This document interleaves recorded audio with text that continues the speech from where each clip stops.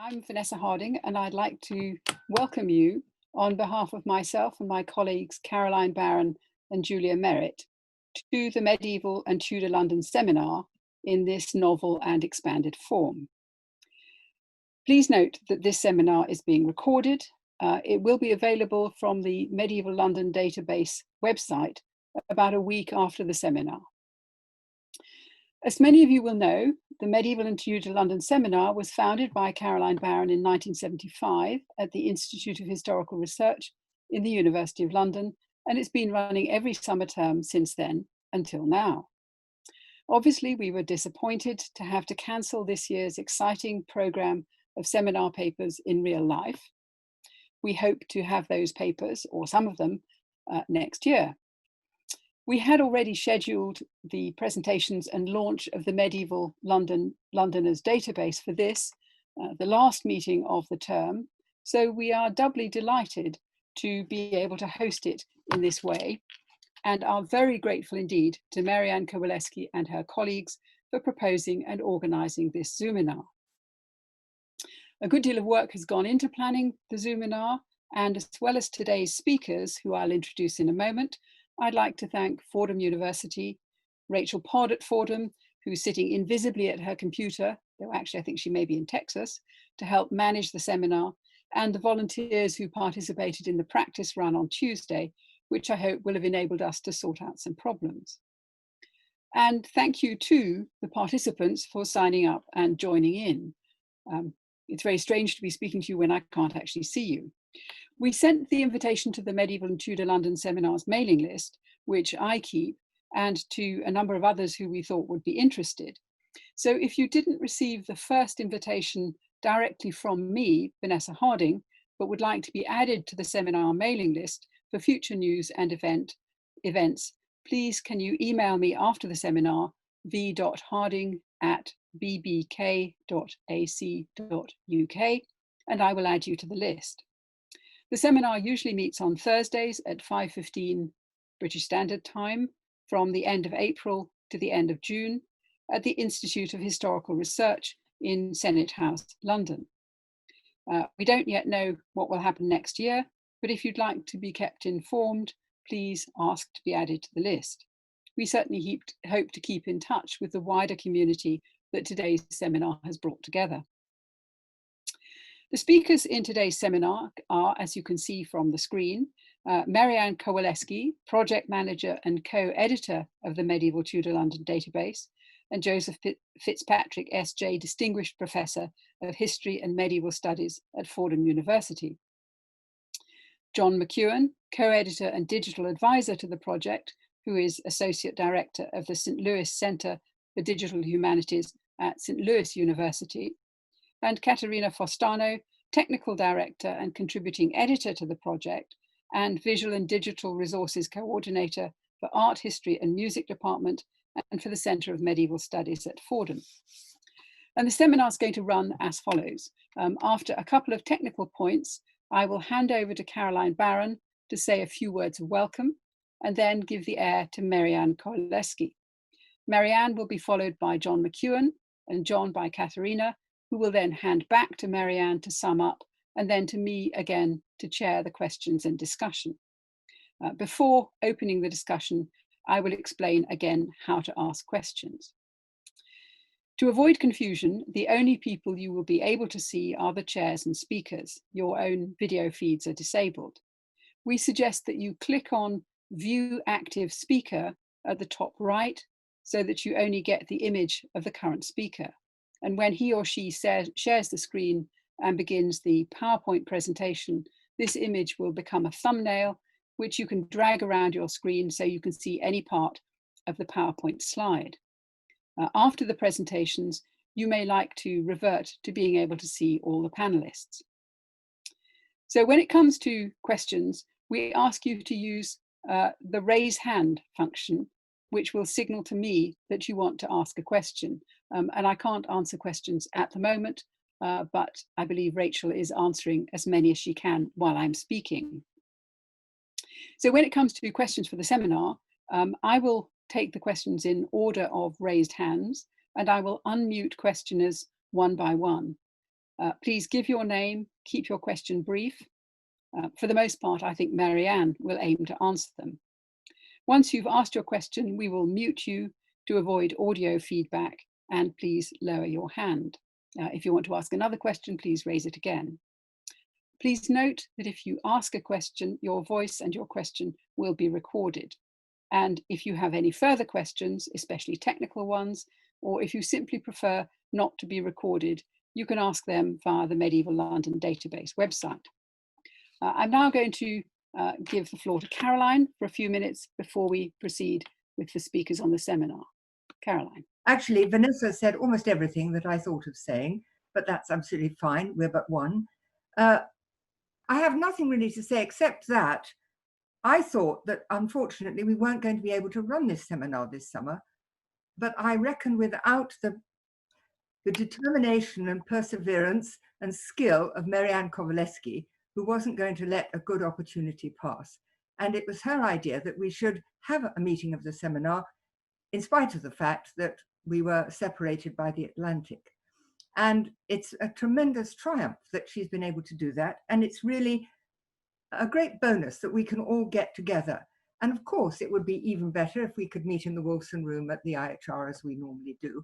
On the other hand, we normally would have had perhaps for an event and the party and the launch of this project, perhaps 60 or 70 people at the most.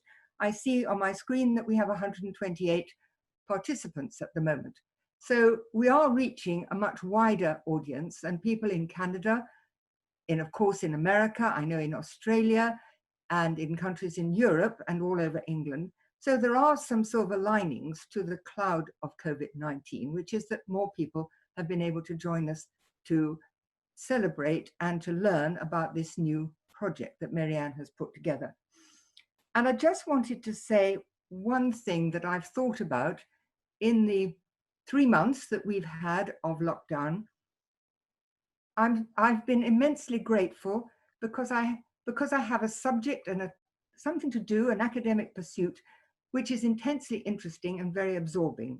And I think that having something academic to pursue during these months of lockdown has been immensely important to me. And how I was lucky enough to fall onto a subject of medieval London years and years ago, I don't know, but I count myself blessed, and particularly blessed at the moment. And of course, it's made one realize what one is missing. I have to say, I never thought that I would be pining to go to the London Metropolitan Archives, but actually I find myself missing it quite a lot. But it isn't just the archives and the subject, it's also the people with whom we study. And in spite of being separated in the way that we are, we have been able to keep in touch.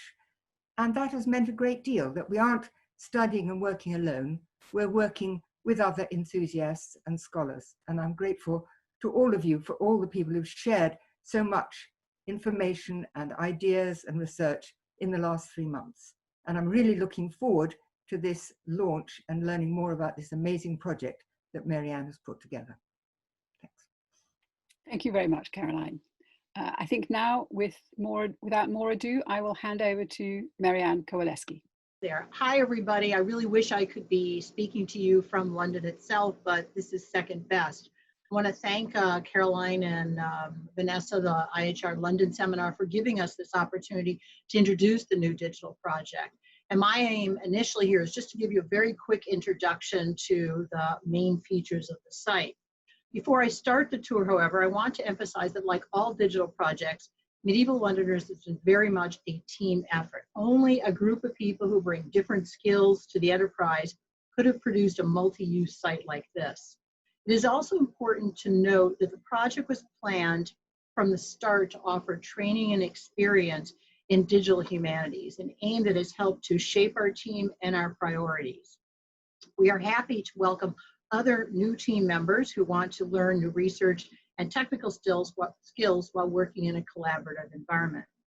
I also want to take this opportunity to thank members of the advisory board who are also contributing data, experience, and specific references. And I urge you to visit the acknowledgements page of our site to see others who have helped us along the way. The site has three main sections. The first is called Resources, and it provides a curated guide to the primary sources for studying medieval London and its people. Now, because I myself only began studying London in about 2008, I wanted to provide the kind of guide that I wish I had had in my early days of exploring London's history. Under written resources, for example, there are 11 thematic sections, each with annotations and links offered for each source, as seen here in the section on Chronicles. The annotations are aimed at those who are new to studying London.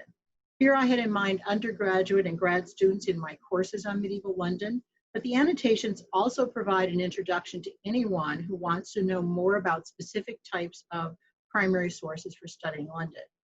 Now, to contextualize the sources, most of them begin, as this one does, with a short introduction. And I also often have inserted essential primary sources, secondary sources. In this instance, two works of reference at the very end of the Chronicles page. Note too that the entire menu for the resources section is almost always on the left-hand side, so it makes for easier maneuverability. Now, some of the larger sections, such as religion, are broken up into subsections, as demonstrated here in the parishes and parishioners subsection. Again, there's a short contextualizing introduction, along with some useful secondary sources. And then follows a parish-by-parish list of printed church records, mainly churchward's accounts, with links to online versions. So if you click the link to the church records of St. Andrew Hubbard, it's going to take you exactly to the online version on the British History Online. There are 9 parishes represented thus far, but I know there's far more medieval records out there in print or online. So we welcome suggestions, or if you've done transcripts that are not published and you'd like to make them available, we are happy to put them online for others to use. I've also made an effort to provide links to all possible online editions of a work. These links are generally noted at the end of the annotation. So for example, here on the crafts page, the history of the Draper's title links to the Hattie Trust online version of this text, which is listed first at the end of the entry. But then that's followed by live links to the versions at archive.org and the version in Google Books. We've also made an effort to include additional background information, and we'll probably be doing more of this in the future. And for the crafts section, we've added 2 tables so far. The first table lists all the occupations we have found, along with notes and references on the occupation and on the craft organization. A second table, which is compiled from data taken from George Unwin and especially from Caroline Barron's book, allows users to track when specific craft associations engaged with the civic authorities in terms of providing representatives to the Common Council or contributing funding, soldiers, or members of the watch. And this actually table can scroll over pretty easily. Now, the resources section also has 3 other pages. One provides references to other resources, and here I have a picture of the archaeology and architecture section. There are also pages, however, on archives, coins, maps, seals, and other visual resources. The links page provides a variety of other online sources for medieval London, including videos from the Gresham College lecture series, as well as Time Team episodes, BBC documentaries, and other video media. Those are copyrights, so we tell you about them, we don't give you the link. The last section of resources is for national records, which lists sources where numerous references can be found to medieval Londoners. And these are things like the calendar of patent rolls, close rolls, liberati rolls, fine rolls, some central courts, the Curia Regis rolls, descriptive catalog of ancient deeds, and of course the AALT project. And you can see these are longer annotations because they're meant to situate people who may not know exactly what these sources are all about. The second major section after resources is called pedagogy. This is actually the least developed page since it currently only contains some syllabi of courses on London that I and Vanessa Harding have taught, along with materials I have developed on the right-hand side for digital projects in various courses that I teach on medieval London. We are hoping to add some digital mapping projects to the site later in the fall that draw on the tremendous amount of property evidence available for medieval London and can take advantage of other projects such as the Layers of London. We would love to have contributions of lesson plans, syllabi, bibliographies for courses, projects at all grade and college levels. And we would particularly like to know if you're using any of the resources on the Medieval Londoners site. Finally, we come to the third and last section of this website, and the one that those of you listening today will probably find most useful. This is the searchable online prosopographical Medieval Londoners database, which we call MLD for short. Most medievalists know what prosopography is, but as a reminder, it's a research method that systematically brings together data about a specific social group. In our instance, we start with those who resided in London, Southwark, or Westminster from around 1100 to 1520. For office holders, we go to 1550. Sometimes it's called collective biography because researchers are looking for common features of a specific group. This could be sheriffs in the 13th century or vintners, or even those residing in a specific parish. Prosopography generally tends to assume that large data sets can compensate for the lack of full information that you need to write the biography of one person. And last of all, a key element here is name linkage. Prosopography asks, how do we know that one John Clark is the same as the John Clark in another record? In addition to bringing together, therefore, information about medieval Londoners from many different sources, MLD, and this is a big thing, also does the initial name linkage, following what we call the protocols for name linkage. For entries from Mosel, that's mayors and sheriffs of London, from Bevans, aldermen, we have followed actually the name linkages that those authors, Anne Lancashire and Bevan, have already given. And then Anne Sutton gave us about 3,500 Mercer biographies, and we've obviously followed her identification as well. So these are ways in which the contributors can really make essential contributions to the database. These protocols are fairly conservative, but we have added some flexibility by imposing the ability to signal when a particular type of record is possible but not exactly linked. In this example, all the records that have a key in the record type are shaded pink when you look at them. So here we have a Richard de Barking, but you can see there's Richard de Barking 1, 2, and there's 3. So how do we know when we come across this lay subsidy? And you can see the dates are actually all within the realm of possibility. Well, Eckwall thinks so, but we usually examine his evidence and then we make that link. But since there are 2 others and the link doesn't follow every single one of our protocols, we put a P, we shade it pink so that the users are aware that this is a possibility that this record belongs to this data set.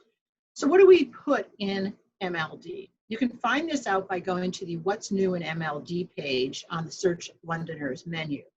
We have provided, we have prioritized, however, inputting certain features. First of all, civic offices. So all the mayors, sheriffs, and aldermen are already in MLD, and we have done almost all of the civic offices for the late Middle Ages. We're still working on some of the lesser offices, and it will take us longer to get into Westminster and Southwark manorial officers. Second on that list were taxes, and we have most of the lay subsidy taxes in. We will get to the poll taxes when the library reopens and we can get a hold of a copy of Fenwick. Another priority have been craft officers. This effort has been influenced a lot by what student catalogers are interested in working on, as well as by the availability of handy or printed lists. Now, one of the most important features of MLD is its 3 search functions, 2 of which I'm going to briefly describe here. The first is called Browse Londoners because it shows individual Londoners after name linkage has been done, as indicated by the assignment of a person ID. For example, if you look here in the middle, you'll see that there's a John Carpenter 1 and a John Carpenter 2. They have 2 different person IDs, and this is also then indicated by Roman numerals. If you go and you click on the link for John Carpenter 1, you're going to get a pop-up screen called the Londoners Profile View. This summarizes all the essential data about this person on the left-hand side, and you know, if we knew more about him, there'd be more categories there, including. But it also gives the full text in the activity period on the grid itself. Then if you go to the far right hand and you click on the little green cross, the whole record opens up. This one doesn't particularly have a lot of fields filled in, but there are others where you would then find out the parish, or if the guy left at will, other aspects, maybe streets that they were associated with, that type of thing. You'll also notice on the search screen here that there are filters on the left-hand side that you can use. So that you can search, for example, have only just the women Londoners come up, or women who live in Billingsgate will come up at that point. These are all of the filters that are available. There's 8 different ones. Users can also choose to, you can click on more than one. So in the identifier, you can click on both alien and clergy, and you will get all alien and clergy will show up at that point. You can also sort this list by number. So obviously there's way more apprentices here, and if you wanted to put your list in descending or ascending order, you could. You could alphabetize the list. You can also hide the list, but you do need to remember to clear all whenever you're starting a new search. Another feature is that you can dictate what columns you see on the central search grid by clicking on Show Hide Columns, and these are the options that you get up. Standard name is already there, always there, but the other ones are optional. And there is an especially powerful keyword search attached to this, and it will find the word carpenter in any field that might be there. And so this is especially if you're looking for a person who might not show up on the first run. That person may not have his or her own entry, may be in the activity field of somebody else's record, and we just haven't gotten around to putting that person in there. There are also search options at the head of each column, so you can target standard names or doc names, which is the documentary name, the craft, etc., things like that. Now, another thing you're going to notice here is that there are we now have about almost 10,500 Londoners in that. But if we switch the view to browse records, you're going to see that, thing is over that, there's 14,375. So this view, browse records, you're just looking at all the individual records. And you can see now names are being repeated down here. You can see William Abraham is being repeated. This view has all of the same functions as the Browse Londoners, but some of the choices are different. One of the biggest differences is that this view shows the full activity field right in front of you. You don't have to click through things to find it. And that is really the main part of the record. Another difference is that there's more choices in the Show Hide Columns button. And a third difference is that although a lot of the filters are the same, there are some additions, including filter options for property, will, and year range. Finally, if you would like to, if you have questions about what the sources are that we've been using, what we've already gone through, the abbreviations that we use sometimes, all you need to do is to go to the sources and abbreviations page, and you'll see an alphabetical list of all of our sources and abbreviations, along with brief explanations of, you know, in the case of Bevan, how exactly we checked it and downloaded it and what we may have left out. So this ends my whirlwind tour of the Medieval Londoners projects. I've only shown you a selection of the site's functions, so I urge you to do further explorations on your own. And I now turn it over to John McEwan, who has more to say about the advantages of a digital database approach to prosopography. Thank you for your attention. One of the best ways to get to know what MLD can do is to play around with the system. Visit the website, run some queries, and view results. That is an excellent way to familiarize yourself with MLD's case capacities, but it may not reveal the careful thinking that has gone into the design of the underlying data management system. So my aim is to discuss one of these key ideas.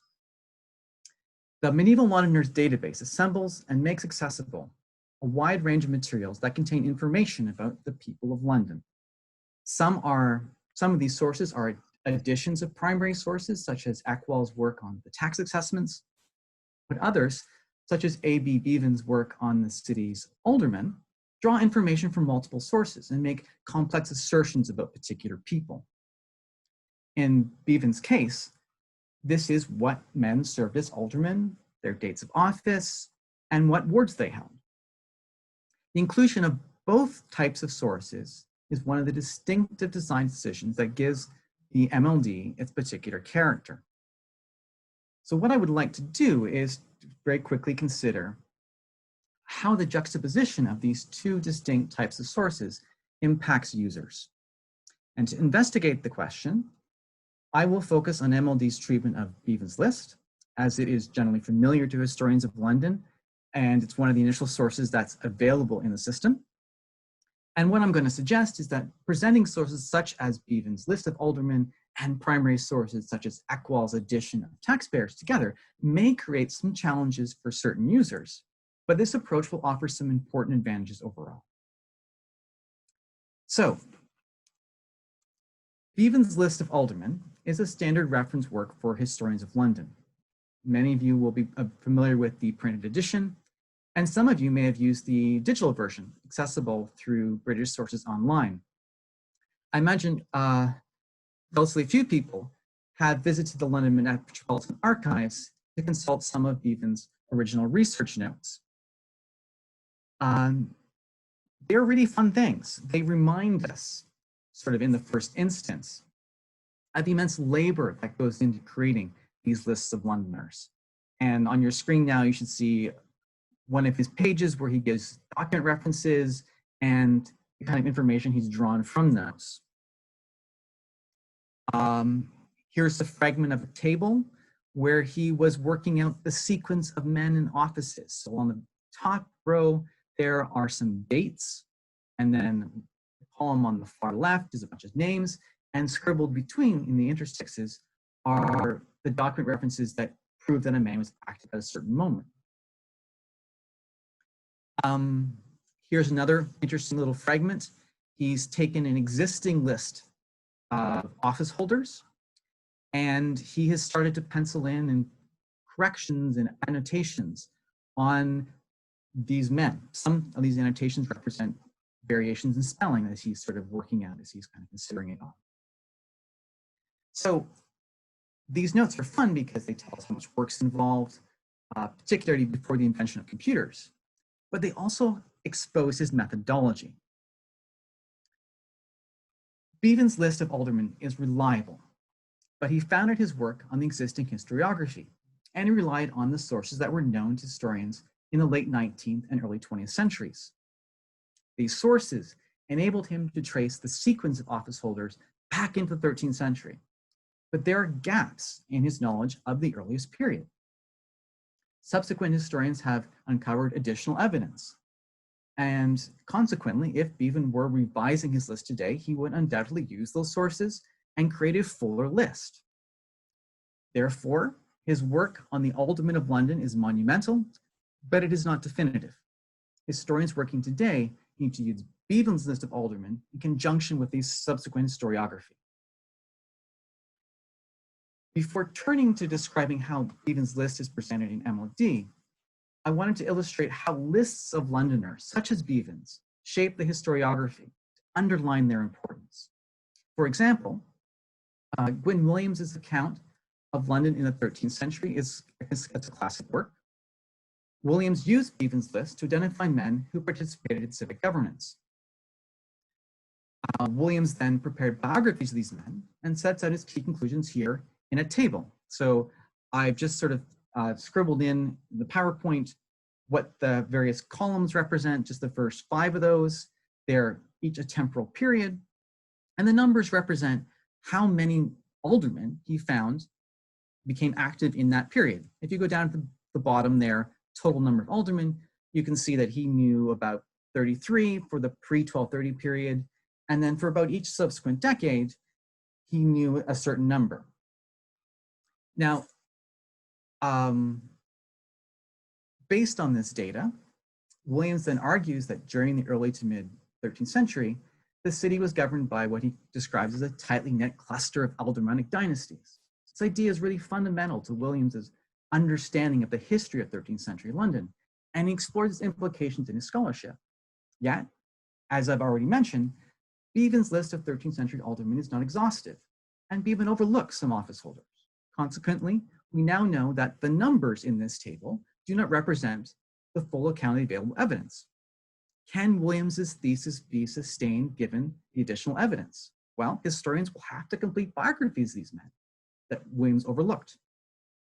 Lists of Londoners play a powerful and foundational role in shaping historiographical thinking about the city, and historians need the most complete and reliable information they can obtain.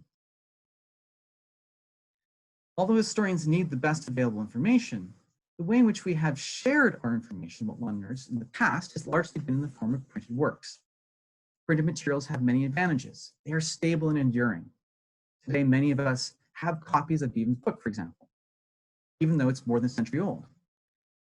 It's very difficult to imagine that any website that we construct now will last a century.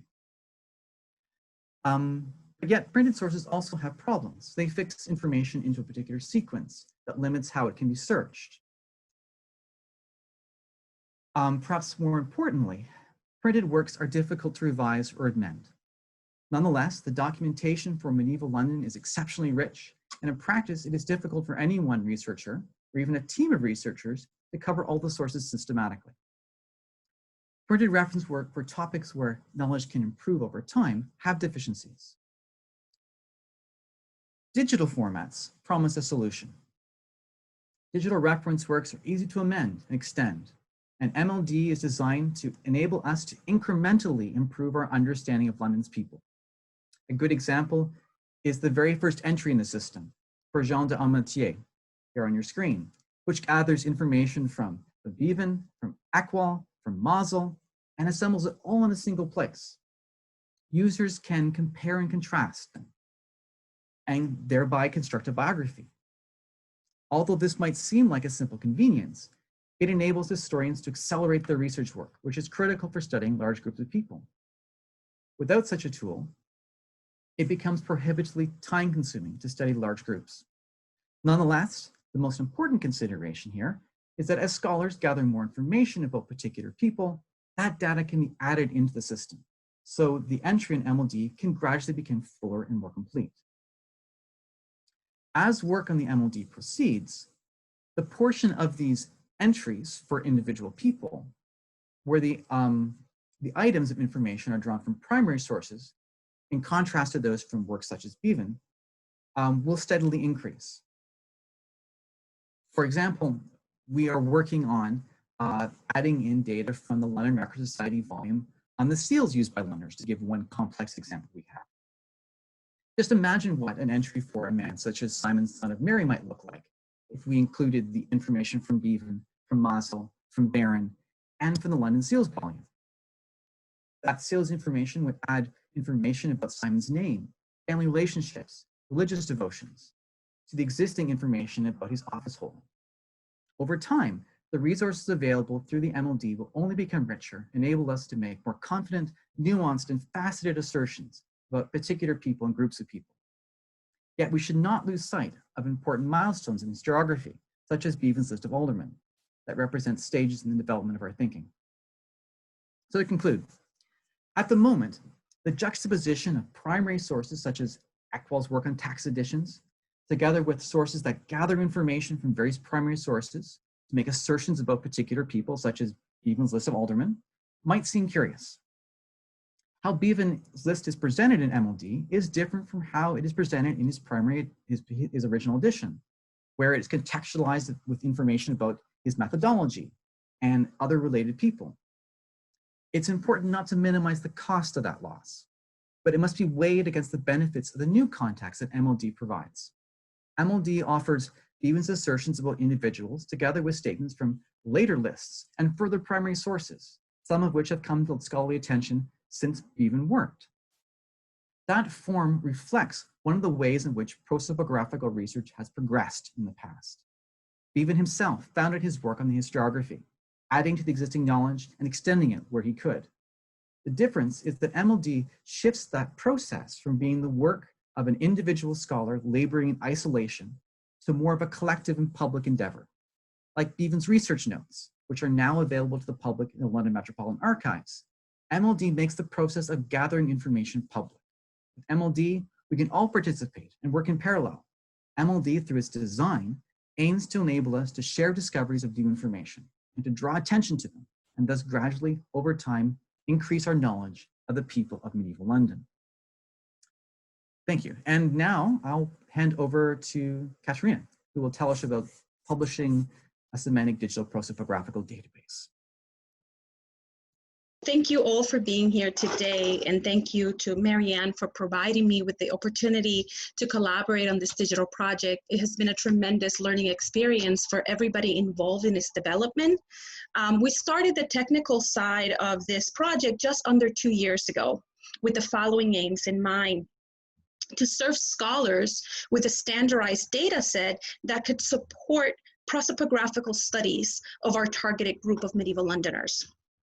Also, to improve the discoverability of this type of information by building an intuitive web interface that would allow researchers to filter through all of our records seamlessly based on a specific set of criteria. And third, to link or connect our records to other published records of medieval Londoners online, such as biographical records of people we have already identified. And our final aim was to accomplish these ends using open source technology.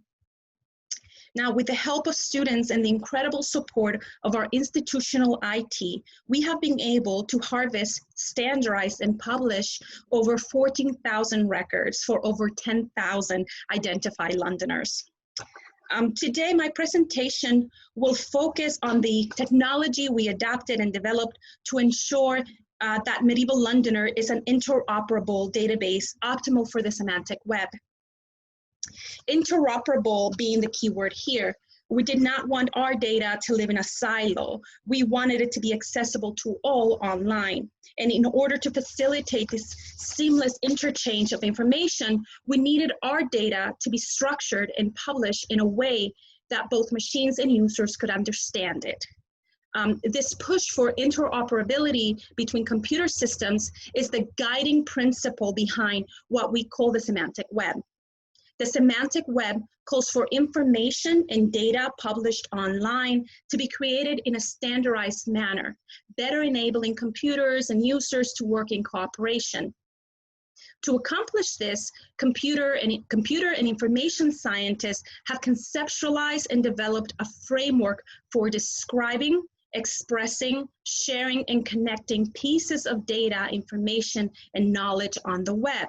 This conceptual framework is known as linked data or linked open data, really a call for us to link all openly published data on the web in order to optimize and improve research and knowledge acquisition. I think it is important to note here that in its very nature, as we heard from John's talk, digital prosopography is a sort of example of linked data, or the idea of bringing together bits of information about a particular person, a concept, or a thing, such as seal impressions, all together in one place. Here, we have been influenced by the work of John Bradley, senior lecturer in digital humanities at KCL, and the developer of several major online databases, such as the Prosopography of Anglo-Saxon England. As he points out, quote, prosopography by definition relies on interlinking different kinds of information from a variety of sources in order to develop a profile of a historical person in the targeted group. He also goes on to say that people as entities in prosopography ideally have a global reach and can thus play a part in the semantic web, or the global knowledge graph, as we call it in information science. So all of this to kind of illustrate how prosopography provides an appropriate venue for a linked data project. With this explanation in mind, we set out not only to collect or standardize a database of records, but also to give each person or Londoner in our database a unique identifier on the web called a Uniform Resource Identifier, or URI. This URI acts like a link that gives users direct access to our Londoner. Now, we have done this in a very simple manner, providing each Londoner with a profile page that brings together all of the sources that have been recorded, or all of the sources that have recorded activities and factoids about that particular individual. Here is an example. This profile here is the profile of Henry Barton, person ID number 23 in MLD. He has a Massel record here, he has a Bevan record here, and so forth. He also has links that take you to his profile in the History of Parliament online and also in the DMB. So this idea of bringing all of this information and connecting it is the ethos behind our project here. Again, this is a minimal computing attempt at linked data. Our long-term objective is to continue to implement semantic methodologies by contributing our data to Wikidata, a major digital repository for structured data on the web created by the Wikipedia Foundation in 2016. However, it's important to know that Wikidata, like Wikipedia, is much more than a repository. It is a culture or an open access community for publishing open data online. Sharing our data on Wikidata will further ensure the interoperability and the discoverability of our data. Here we have we are following in the footsteps of the History of Parliament Online and the Dictionary of National Biography, who have already made their structured data, especially for members of parliaments in the UK, available on Wikidata. So as you can see here, this is the profile again for Henry Barton in Wikidata, and you have links that, authority records or links that take you over to his information or his URI on the History of Parliament online, and also the Oxford Dictionary of National Biography. So all of it here in one page. This, of course, is an initiative that is spearheaded by Andrew Gray with his Wiki Project of British Politicians. Now, to publish our records as linked data, we used a free open source content management system called Omeka Semantic or Omeka S. This platform made it possible for us to create and manage our records with minimal technology. It also allowed us to publish our data using the linked data framework, also known as the Resource Descriptive Framework, or RDF. For our project, we developed, so this over here, this slide shows the kind of back-end management system that we're using with Omeka S here. So you see the record again of Henry Barton here. Now for our project, we developed 3 digital products specifically for Omeka S that will enable others to publish their prosopographical research online. So it will enable them to use our kind of technology and our methodology so they can implement it in their own projects. The first product was a custom Omeka S theme, or what we call a design user web interface for scholars to interact with our data in an intuitive manner. The second product was a module, or is a module or a plugin for configuring our faceted search functionality. So it's really what Maryanne was showing you, the filtering menu that allows you to search through categories such as civic office or craft office. But further, it gives you a list of all the values we have available so that you are able to just click on one of the values and search and sort our information that way. It's a very seamless way of searching. Now, finally, the final product and the more technical contribution here is a published semantic vocabulary based on Maryanne's 34 properties, which have been thoroughly explained in her code book. So if you go to the code book, you're able to actually get all the definitions for all the different properties that she has included here. But this semantic vocabulary allows us to publish our prosopographical data and its metadata in a way that could be integrated into the semantic web for machines and users to find. So in conclusion, Maryanne and I are fully committed to making these technologies available online in the ethos of open access. We are going to make our products available through GitHub, which is an open source digital repository, so that users can go and take our information, our products, or customize it or use it in their own projects. And we're also going to publish a set of documentations for technical and non-technical users to be able to integrate our technology to fit their project. I also want to, before I conclude, I want to thank and acknowledge the hard work that has been, the incredible support that we've gotten from Fordham IT and the teaching and learning team at Fordham. I also want to give a big thanks to Teddy Francois, who is our MKS developer and has consulted with us over the past 2 years. So with that, I say thank you for your attention and your time, and I welcome feedback and suggestions for how we can better facilitate access to our data, but also to our technology. Thank you so much.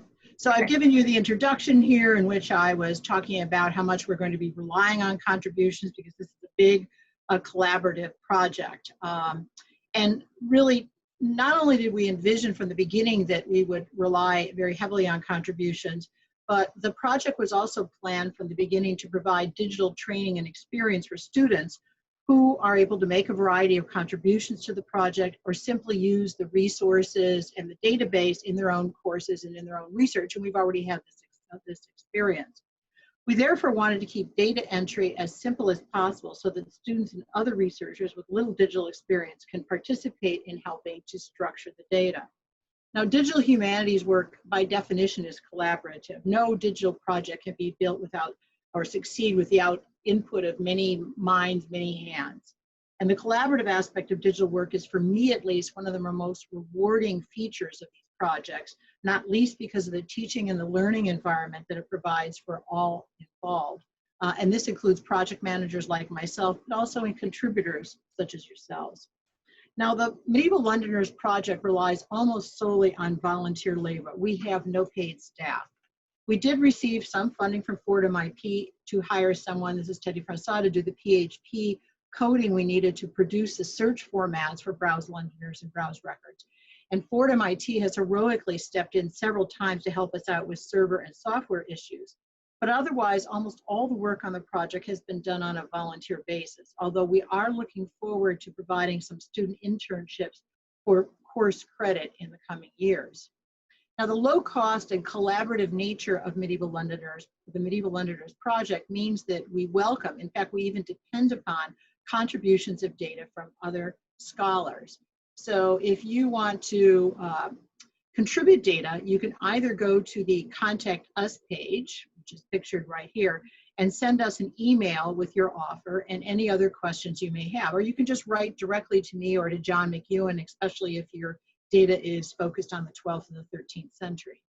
Or you can go to our contribute page and read about the 3 different ways you can contribute data. Number 1 is to download a blank MLD spreadsheet and fill it in. And here's a picture of what the spreadsheet looks like. It's very standard. The little red triangles, if you click on those, they'll give you some helpful notes about what to put there. But really, it would be helpful if you go to the database guide. This is also called the code book, which is online under Search for Londoners, and it explains every single field and what kind of codes we are using in these fields itself. Another option is to go send us your own file with records on Medieval Londoners. And we prefer CSV or Excel files, but really we'll accept other file formats such as Microsoft Word, Access, or FileMaker Pro. Files that most closely replicate our database structure will be loaded first, since it will take longer to modify other files to fit our data structure. And third of all, you can go to the Contribute Records form and fill in as many fields as possible. That's what this looks like here. And just send it to us. This form is best if you're occasionally going to send us records, that type of thing. If you have a lot to enter, obviously we'd be better to do it in the MLD blank spreadsheet. This may not show up very well, but anyway, we do acknowledge all the contributors. So every single record that you contribute, you will be named as the contributor. And here, our first 2 contributors were Anne Lancashire, gave us the permission to scrape the Mosel. And she's a contributor of about 1,000 records, and Ann Sutton, who gave us a Microsoft Word file of about 3,500 Mercer biographies, which our data analyst, Liz Duchovny, again, heroically turned into structured data And so Anne is the contributor, and you could see that Elizabeth Duchovny is the cataloger on these. We also name all the student catalogers. This is useful for students who are looking to build up some kind of their resume with digital humanities work, for example. And then last of all, just to give you an idea, we do have some upcoming projects. This fall, we are going to have some student interns, and we are hoping to produce a guide to visual sources for medieval London, including things like manuscript illumination, but also archaeological reconstructions, at least pointing to where you could get these items. Number two, integrating, and John will be heading up this effort, John McEwan, the seal impressions into MLD, adding the Hustings wills to Sharp's edition. Also, we have had some discussions with the new DNB to exchange data. We will at least be able to link to their thumbnail view. The big project in terms of challenges is going to be scraping the indices of things like the calendars of letter books. We really couldn't put all of those in. It's not in anywhere close to a data structured format.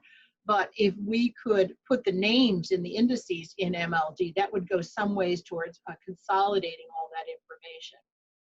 We also hope to develop some digital mapping exercises using MLD data, perhaps with external partners like Layers of London. We have students who are starting to work even this summer with data entry. They generally choose their own projects. And we will, of course, be dealing with data sets from contributors such as yourself. We look forward to hearing from you and also to hearing about other possibilities. Thank you very much, and sorry for the technical difficulties.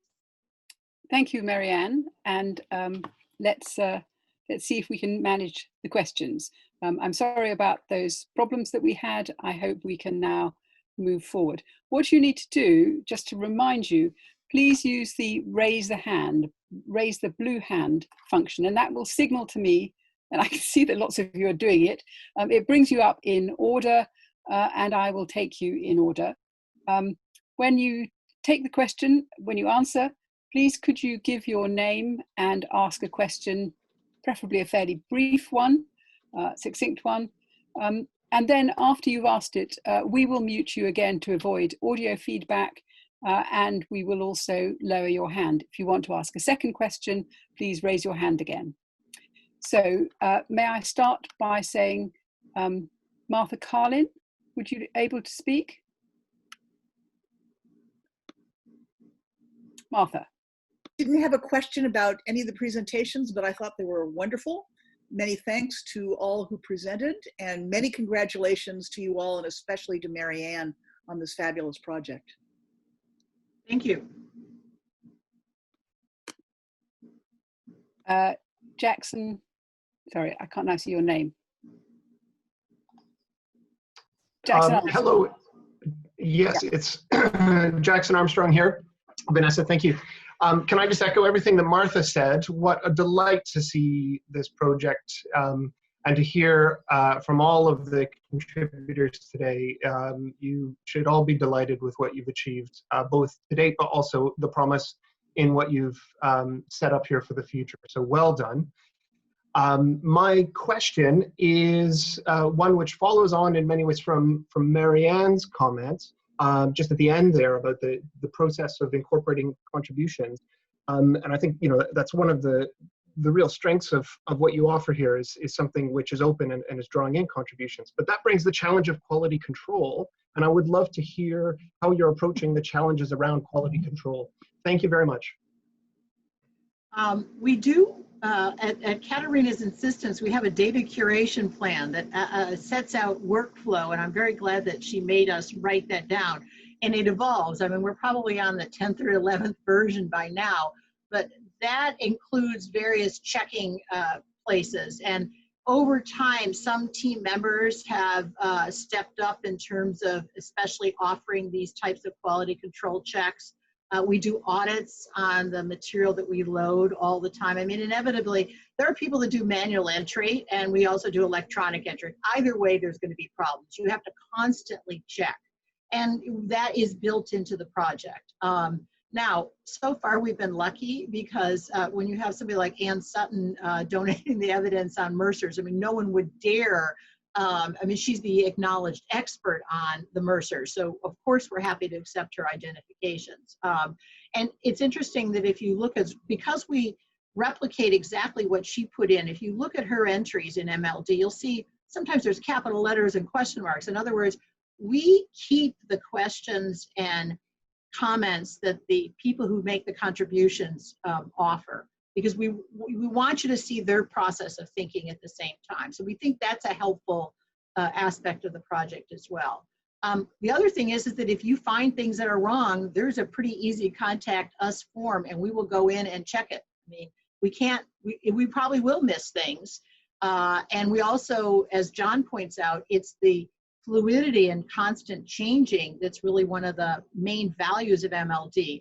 I have no doubt that person IDs that we have assigned now as shaded P may not be shaded, 10 weeks from now, because we found out additional information that makes that more secure. At the same time, we may decide that something should be shaded pink or taken out altogether. That's why we rely upon on contributions from other people, experts in the field. Okay, thank you. It's now Kit French.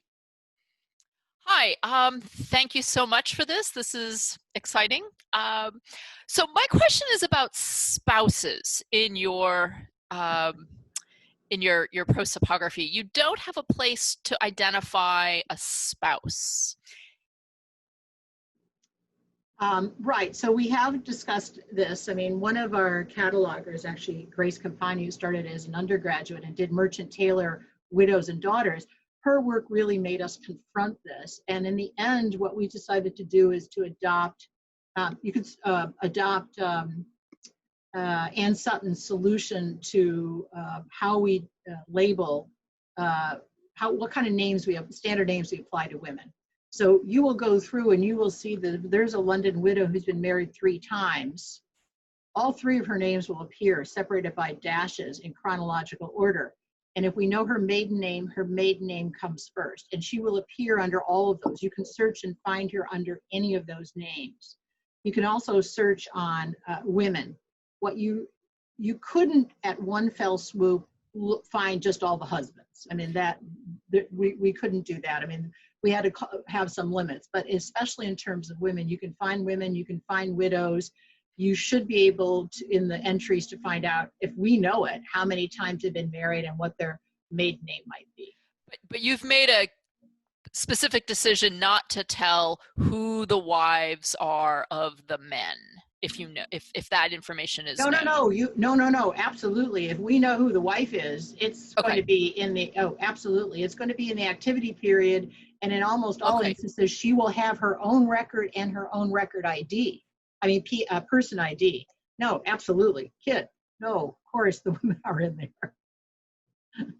I would actually also add that the beauty of having something like this that is digital is that we can add more identifier, we can add more categories that would allow you to search for those things. So in this idea of linking people, we are going to work on that, of connecting like relationships.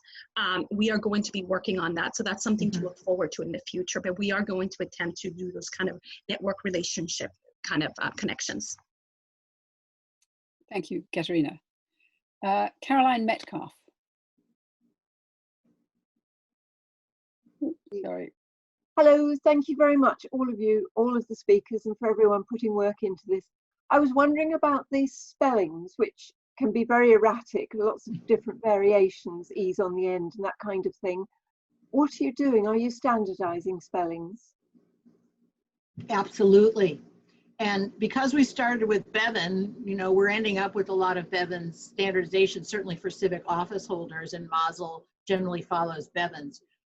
We have on occasion switched those, but generally the rule is to use the most common spelling, but all the documentary spellings are retained. There's a separate field for doc names that you can search, and there's a separate field for the standard name. So it should be very transparent what the different names are. And we also have a column for aliases. So if someone is called John Smith alias John Chandler, I mean, that would be in there, and then you would be able to find them both under that name, or find both names for the one person.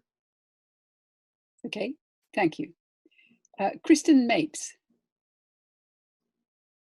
Hello, yes, I'm thrilled to see this project, and my question is about reuse by other scholars. And so I'm curious about if there are plans for functionality where someone, in looking at the records, could create a subset through the filters that you've provided, and then export that subset as a CSV file with perhaps some of the fields available, in order to then potentially do their own network analysis, or even just to have, you know, a large chunk of people instead of individual records. And actually, I had one second small question, which is, I'm curious where what you all are considering in terms of the rights restrictions or clarifications on the project and the records within it. I noticed that you provide citation standardization for each of the records, which is fantastic, but I'm curious if you've been thinking about Creative Commons or how you'd communicate those decisions. Thanks.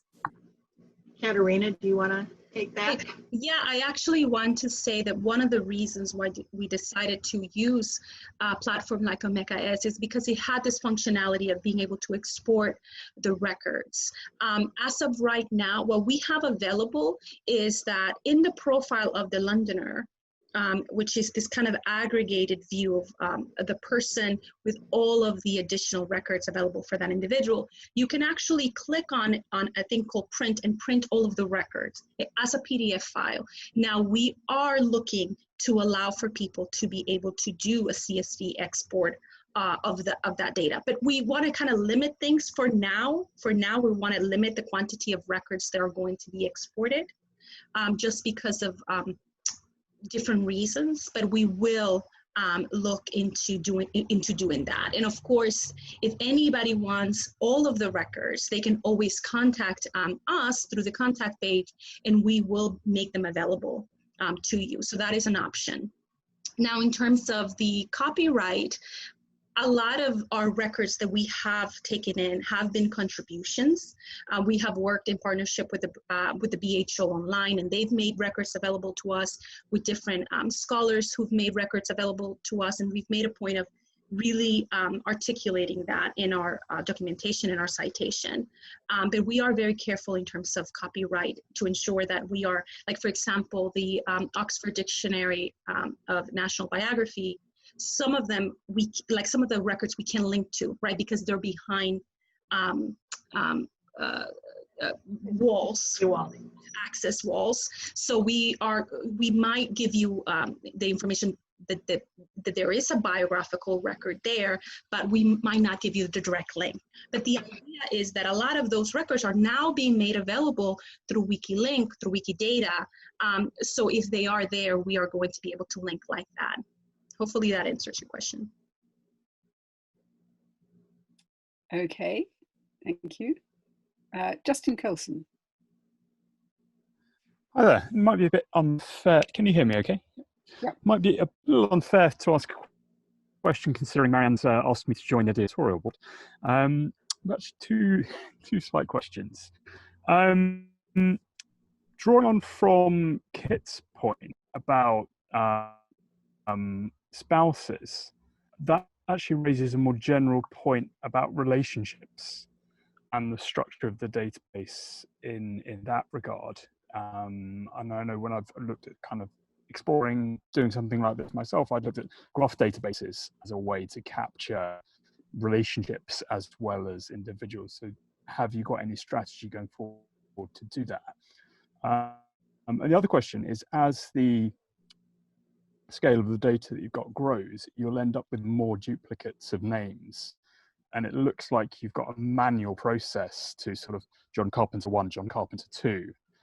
That's going to get harder and harder to maintain manually as you go on, and you're going to find mistakes and things. So have you, again, got a strategy to deal with that as you grow, and especially as you go down the social spectrum, your chances of finding many people of the same name is going to expand. So maybe Floriat dates rather than arbitrary numbers might be a start. But yeah, anyway. Thank you. Yeah, so I'll answer the first part of that and let Katherina answer the second part. Another decision we made, I mean, we're doing the initial name linkage. That's and we're taking other people's data and, as John said, putting it together, making it convenient. However, we are not in the business of doing the analysis ourselves. We are not going to be doing network analysis. That's your job. That's other people's jobs. They're free to use the data as they want, but we had to stop somewhere. So we're kind of a middleman more than anything else. Our main analytical contribution is that we are putting hands on trying to do the initial name linkage, the prosopographical work that allows you to do further network analysis or further prosopographies. So I would say we don't have any intention of going much farther than that. And I will let Katherina answer some of the other. There's various, I mean, you're quite right about the potential problems here.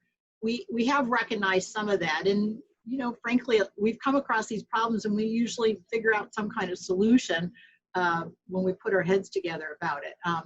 There are some automation involved in assigning 1 and 2. The key thing here is the person ID. And right now, although we have made some attempts to do kind of automatic assignment of person IDs, it doesn't work very well. Instead, we have to do it manually. And I welcome any ideas if people have found a better way to do it. Katherina? I actually would say that the person IDs are not automated, but the Roman numerals assigned is automated. It was a script developed by our developer, Teddy Francois. He developed a script that would allow for us to, as we're importing more people, we are able to, the script recognizes who's 1, who's 2. So that is automated. There's a script that is powering that functionality. As far as the graphing database, we are going to be doing that when we contribute our records to Wikidata, because Wikidata is functioning in a graph data kind of way, database kind of way. So in doing that, it's going to allow for that for our data to be in that format. So yeah. Thank you, Katherina. Next question, Brian Haberberger. Hi, can you guys hear me? Yep, thank you. Yes, thanks for doing this. And Katherina, I thought your linked open data intro was masterful, so I can't help but ask you a question. I was just wondering if you could say a word or two about sort of the standards and best practices it takes to make the data accessible in this way, and why you chose to follow an approach that included those standards. I think because of what John was saying, and like we said, the work of John Bradley, which kind of says that prosopography in its very nature, it's kind of like linked data, where, you know, when Maryanne was explaining this, she was coming at it from the records, right? The records were at the top of her mind, and she wanted people to be able to search through all the records.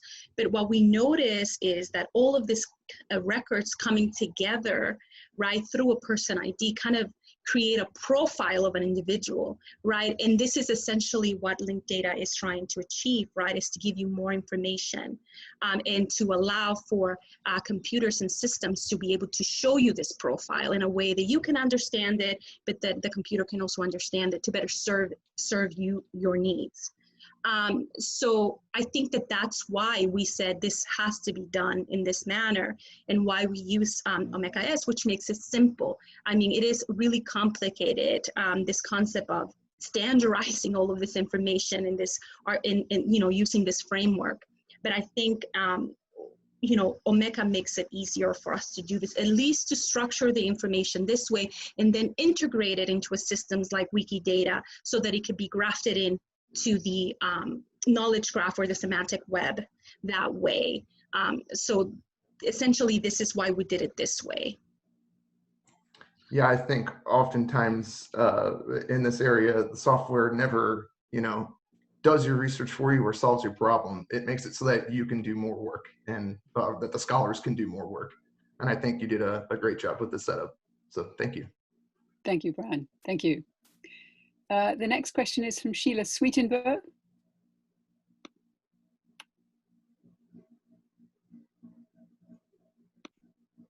Oops.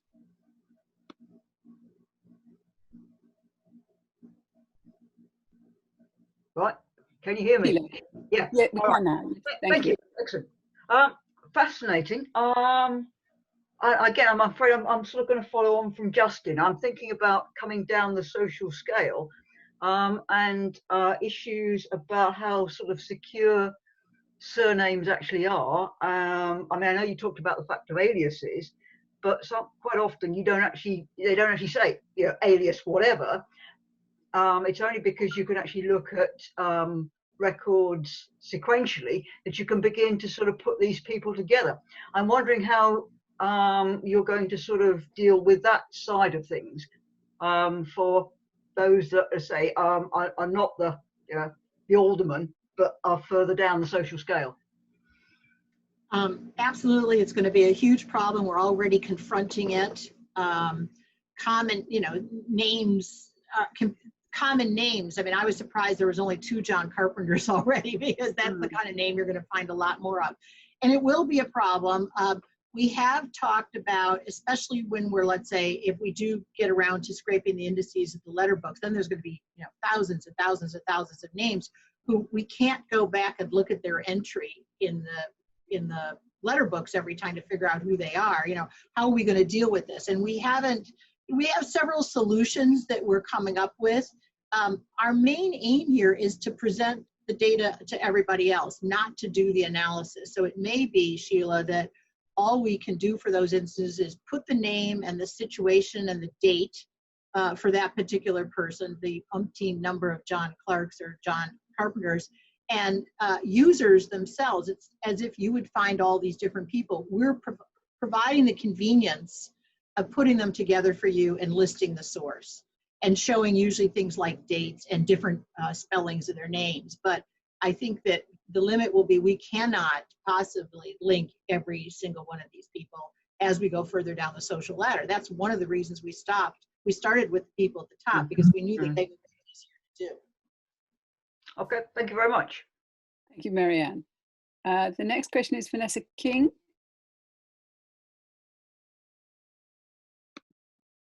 Thank you. Just back really to, I suppose, Maryanne, really. The 3 things: cost of the database, when will it be available, and also back on this searchability. Will we be able to use like asterisks, to like wildcards, when searching for names? Well, there's no cost. I mean, you can access it right now. You can contribute for free. That's how you pay us back. Everything is publicly available. The cost to ourselves, as I said, we're rather unusual, is that this was largely done on volunteer labor and with help from Fordham IT. Really was the essential partner here. We may apply for, we probably will apply for grants in the future, but we didn't do it for the main grant. And there's reasons for that I won't go into. When it's available now. Asterisks, I think that there is a Katherina, with the advanced search in Omeka will have wildcards, won't it? Yeah, so we are working on providing an advanced search, which will allow you to do more of the individual property search, which kind of, you can do that now on like under each column, right? But that's not, of course, all of the fields. So we want to be able to give you that coming up. We haven't been able to activate it yet, but we will. And you will be able to do those types of searches. Thank you very much. And I will be sending syllabi and that if you want them. Yeah. Thank you. Thank you for that. Jeremy Bilton.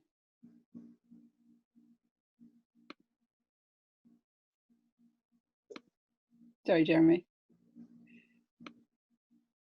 Can you hear me? We can now. All right. Okay. Well, thanks very much, firstly, for a fascinating and a very ambitious project. And I know I should be short, but I can't help feeling that we should be particularly pleased that you're so generous with your time in an era when people tend to sort of prioritise outputs, academic outputs, So there's a lot of work going into this, which may never be recognised. I wonder, I fear. I suppose my question was really about, perhaps following on from what Justin was hinting at, which is that it's quite difficult, isn't it, to define London? And in particular, it's difficult to define and limit someone's career with a preconception that it will all be within London, and that the sort of sources that therefore you should link are all London sources. And the obvious problem is it a problem, or is it just maybe an opportunity, is that London in a sense is all England, particularly arguably the people at the top of the tree, which is the people I would imagine that you'll mostly catch. So I suppose the question is, do you need to go beyond London at some point, or at least not exclude sources that might be apparently tangential to London, but which are quite likely to contain, you know, relationships, property ownership, all that sort of thing, family origins, which will be obviously there from the guilds and companies. So that's the question. Whether the database beyond London is the question. Thank you. Before Maryanne jumps in, could I just say I'm very excited by the possibilities of doing that, to create a much larger data set, which goes all sorts of different directions, but that probably terrifies my coworkers here. Stop right now and let them tell you what the real answer is. Yeah, I was going to turn that over to you, but let me just say we're you know, because we're unpaid, it's volunteer, we have to draw the line somewhere. And so the definition is that you need to have resided in London at some point between those years. So I've just recently been working on MPs, for example, and there are London MPs who don't really live in London. But they're going to be in because they probably stayed in London at some point and they have such a relationship to London that they would. And I've come across other company members who live in Stepney and things like that. I mean, we did from the beginning include Westminster and Southwark, so there's no question about that. But, you know, Stepney, technically it's not medieval London, and yet I have already, I was looking at, it was Jessica's stuff on moneyers, and they don't live in London, but they're working at the Tower of London. So the fact that they're working at the Tower of London is good enough. I would put most of them in. But yeah, there's some shady things there, but we have to be realistic about the limits. I mean, when you think that there were probably 60, 80,000 Londoners in any one year in the early 14th century and 40,000 in the late 14th century, we can't possibly put them all in. We do as good a job. So, you know, prosopography, often by definition, you do have to set limits, chronological, geographical, thematic limits, and that's what we're doing. But it doesn't mean that we will never put those people in. And I think the fact that we went to the trouble to have a section on national records and to encourage students to look at the calendar of plea rolls and patent rolls, and there are other records in that section that we'll be adding later on, is indication that we recognize that there's a, you know, that Londoners are playing on a larger field than just within the bounds of the city of London. John, did you want to say anything else there? No. That's good. Okay.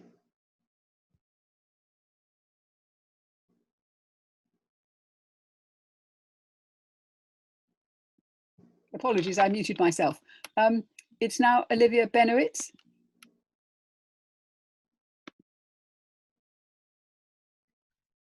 Hello, can everyone hear me? Yes, thank you. Great. Again, just to reiterate everyone's comments, thanks so much. This looks amazing. I actually just wanted to follow up on Kit and then Justin's questions, which is about spouses, specifically about women who only like are in the record as wife of so-and-so, who don't have a first name. Is there an option to put them in? Because a lot of my people are listed that way. Yes, right now, if they don't have a first name, they tend to be just in the activity field of the husband. But you could find them because you would presumably know what the husband's name was, and as soon as you read the activity field, you're going to see that. If we were to find out that, the widow of John Smith, this particular John Smith, who might have been an armorer, for example, and that you give us information that says that her name is Alice, you know, then we would go in and add that, and she would have her own record.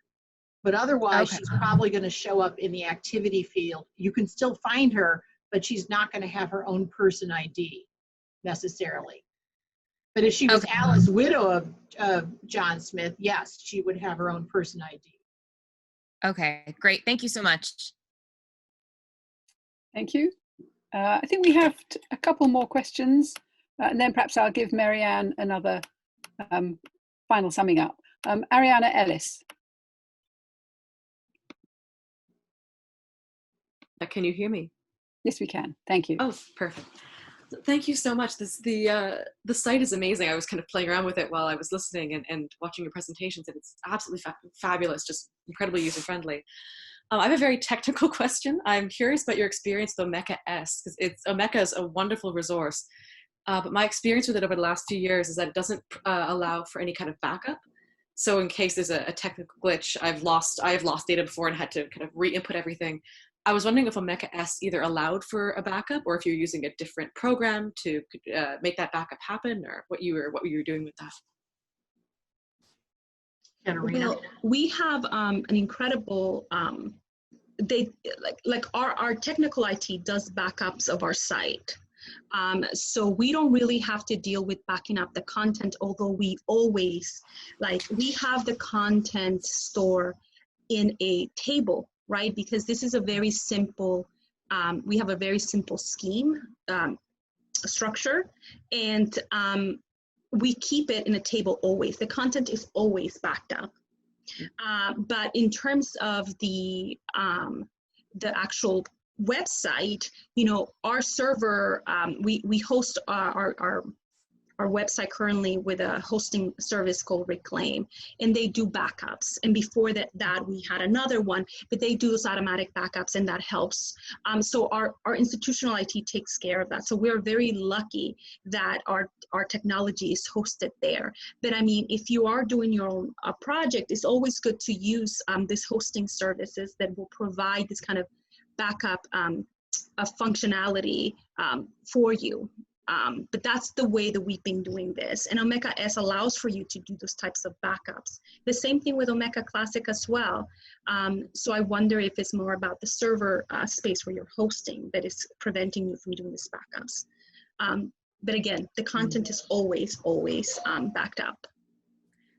Brilliant. Thank you. It probably is the server. I'll take a look at that then for sure. Okay. Thank you. Thank you, Ariana. I think now we come to the last question from the floor, which is Elizabeth Duchovny. Hi, thank you very much. As one of the people involved with the Londoners Project, I wanted to address some of the questions that have been raised so far.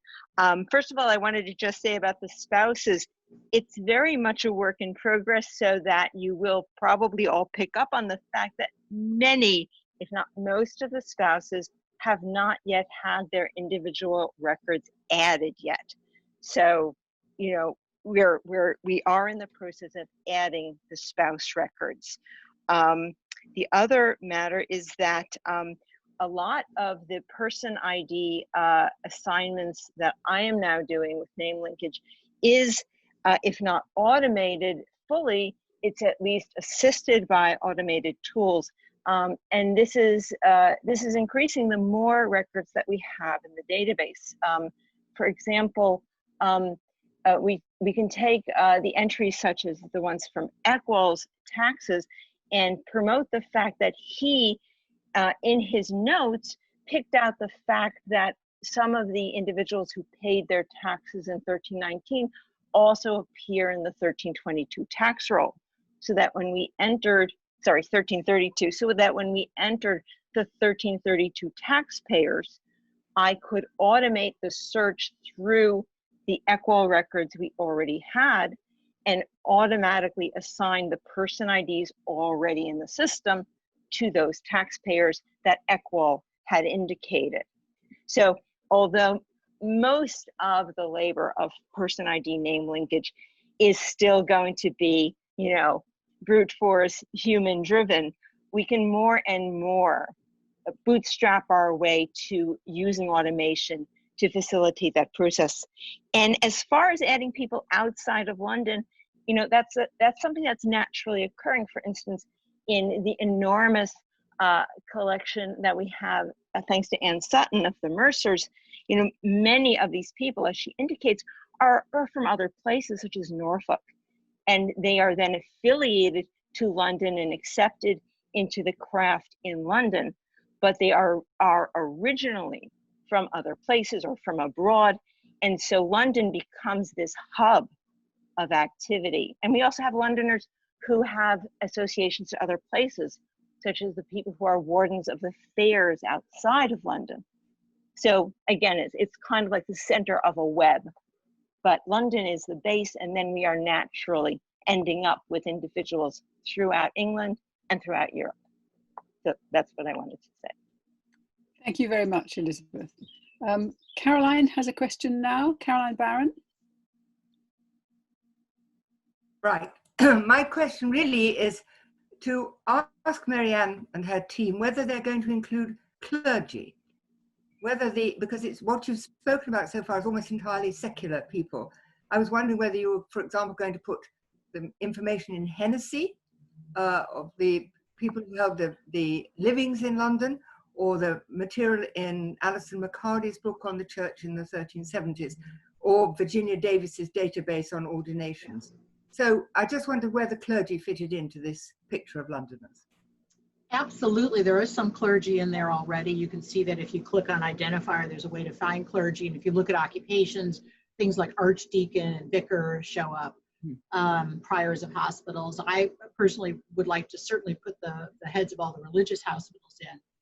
So we do have plans, but this is exactly the kind of thing that we would love people to donate that information or find it in an electronic format. So I actually don't know Virginia Davis, but I have access to her CD-ROM, and it's written in a piece of software that no one uses anymore, but you can probably download it to Excel. And so, you know, I will be writing to her, or if any of you people know Virginia Davis and if she's interested in giving me an Excel spreadsheet, we would immediately put all those London clergy, people who have been ordained at London, which I think she's got 25,000, they would immediately be in with very little work at all. But those, because they tend to appear in lists, or maybe there would be a student who'd be interested in this as a project. Hennessy is online, so it's very possible that we can harvest that. We can web scrape it. It's out of print. It's on BHO. We should be able to do it. It's just a question of balancing the priorities. And sometimes if people really want us to do something, they can jumpstart the project by giving us the initial data or arranging for them or some of their students to do the work because we have such a long queue ourselves. And I said a lot of the students, we let them work on what they want to work on for the most part because they're not getting paid. They usually come to us with a project or an interest in mind. Right. So, yeah, thanks. Well, I do know Virginia Davis, and I can start talk to her. Okay. Thank you. Thank you very much. That was fantastic. I'm dying to get to use it now that you've launched it. It's fantastic. Well, thank you, Caroline. Thank you, Maryanne. I think it's probably about time to wrap up now. I will just say if there's anything Maryanne would like to say, and then I will make the closing remarks. You know, really, I just want to thank you and Caroline for allowing us to do this and to continue on. For people who don't know, it actually is occurring at exactly the same day and time that it was originally scheduled for. So it's 12:15 here in North America, or at least on the East Coast, but it's 5:15 on your time.